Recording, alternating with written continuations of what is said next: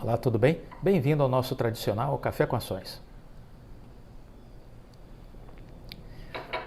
Conheça o mundo dos cafés especiais, dos cafés arábicas. Você vai ter uma nova percepção do que significa ser um bebedor de café. Você vai conhecer os cafés de excelência, os cafés de qualidade. É uma nova experiência, é um mundo novo e uma viagem sem volta. Lhes garanto a respeito disso.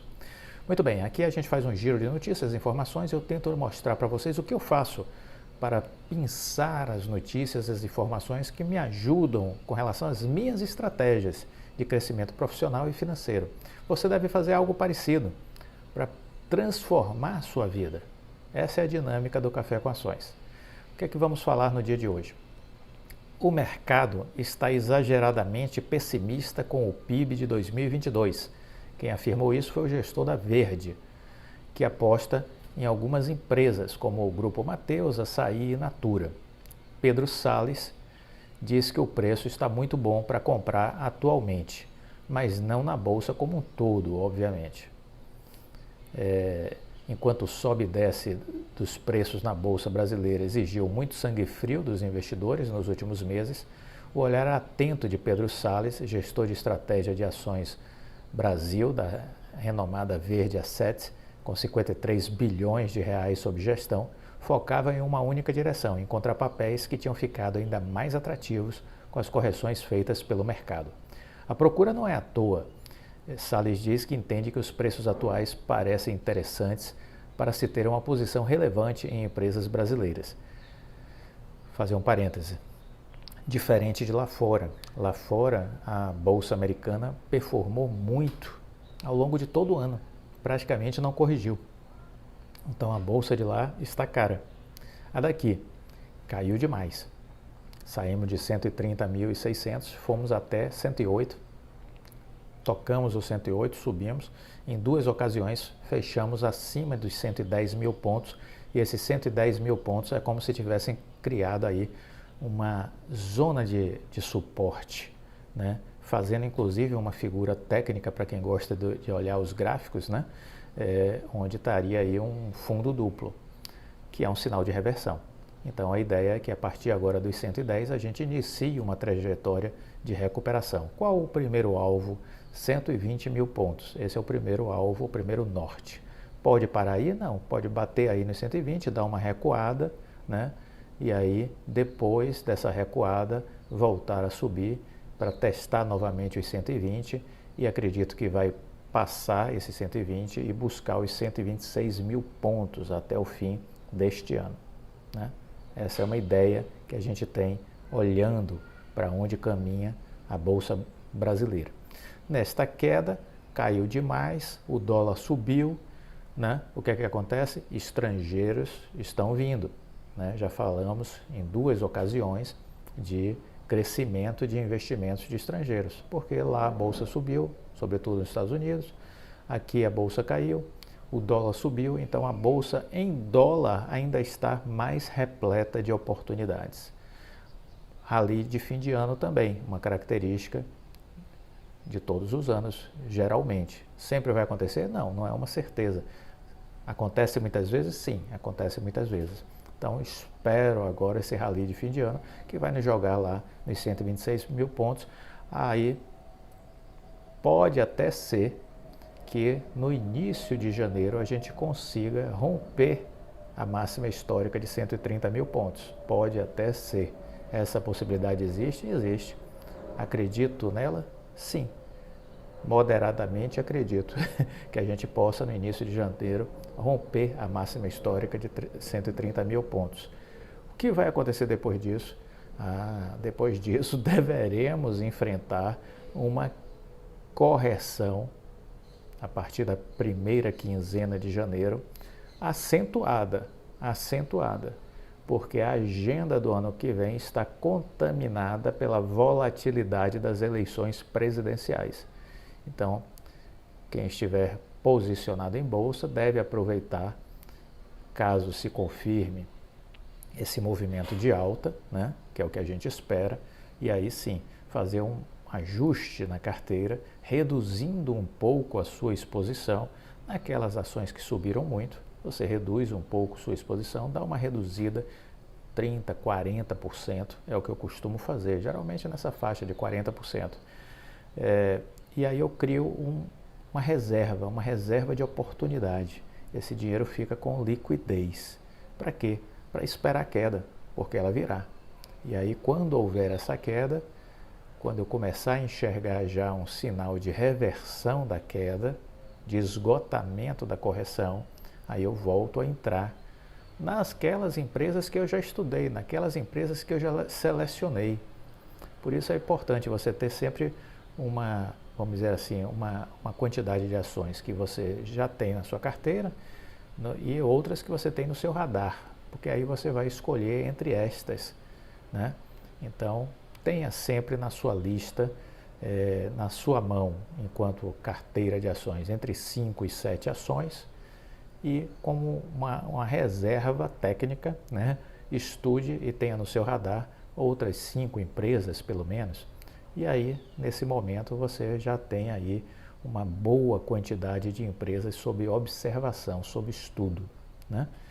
É assim que eu faço. É isso que eu estou procurando transmitir para vocês aqui no Café com Ações.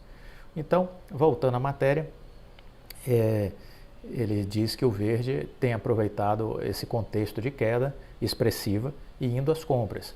Aumentou posições em algumas empresas que eles gostam, como o Açaí, a Natura, o Grupo Mateus.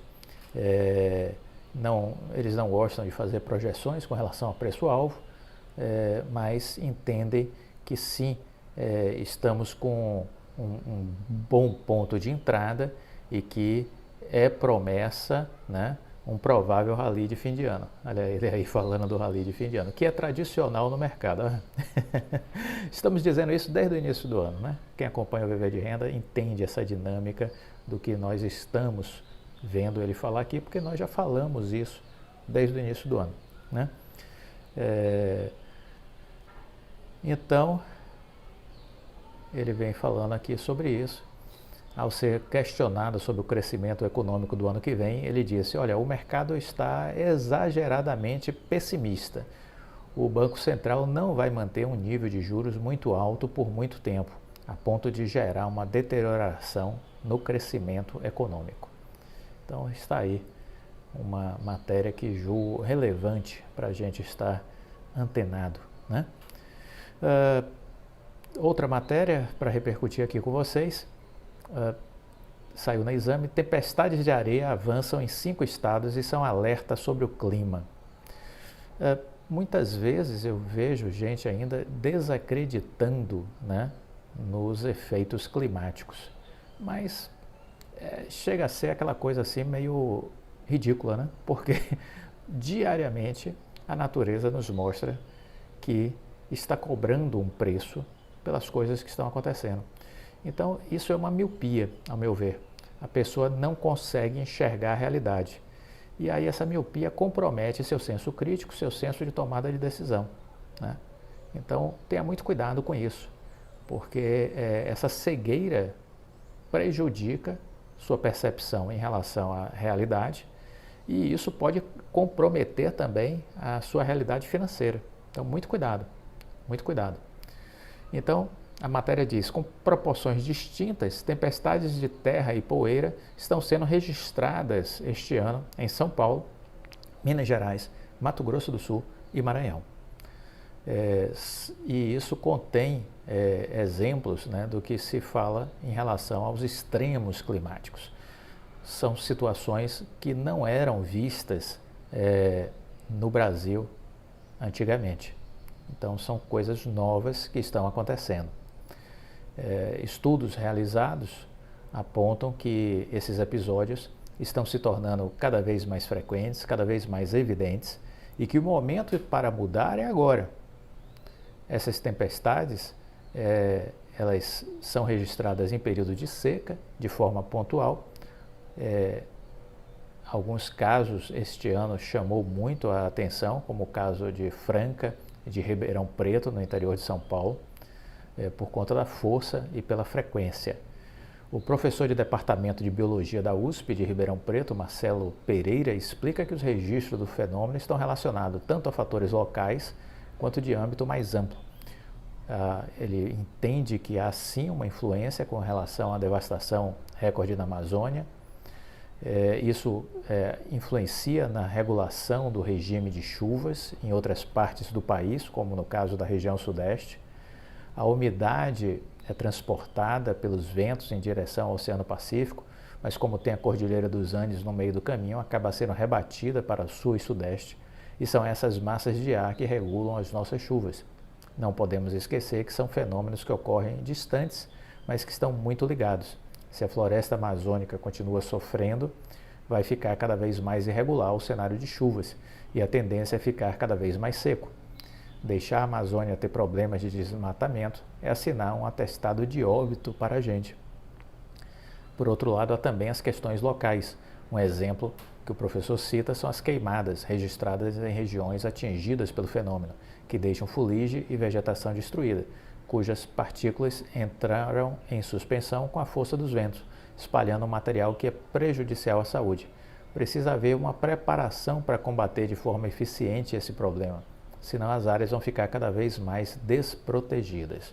Então está aí o sinal de alerta. Isso entrou na agenda dos fundos de investimentos.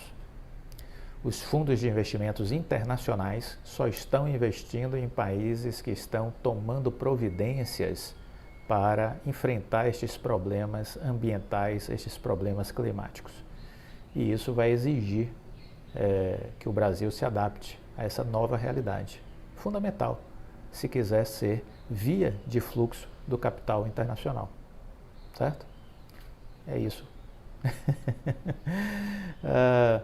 Os Estados Unidos continuam me deixando muito feliz do ponto de vista de resultados, né? E em especial de sua justiça. A justiça americana, para mim, é símbolo de competência que deveria ser perseguido pela justiça brasileira, né? A justiça brasileira, nossa, é uma decepção, mas ela precisaria se espelhar na justiça dos Estados Unidos.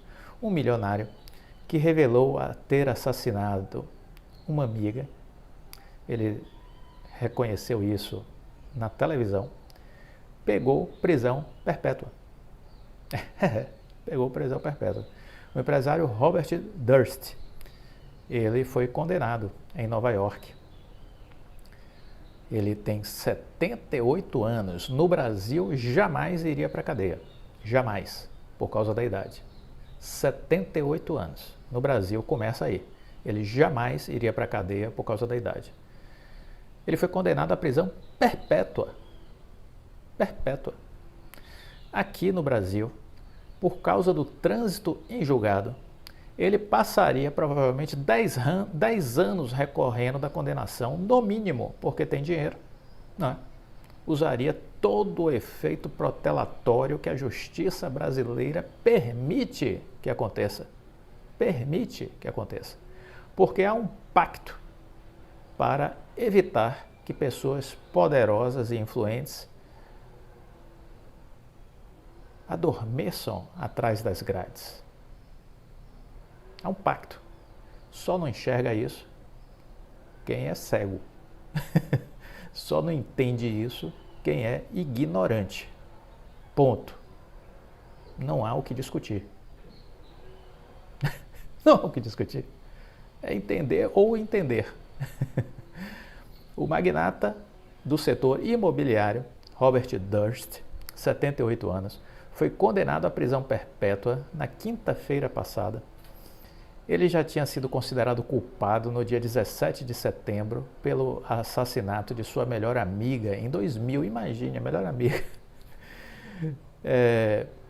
Ele queria impedi-la de falar com a polícia sobre o desaparecimento de sua mulher.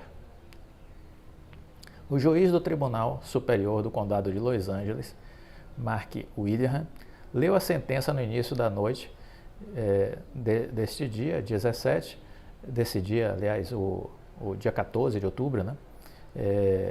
E disse que Durst é um psicopata narcisista.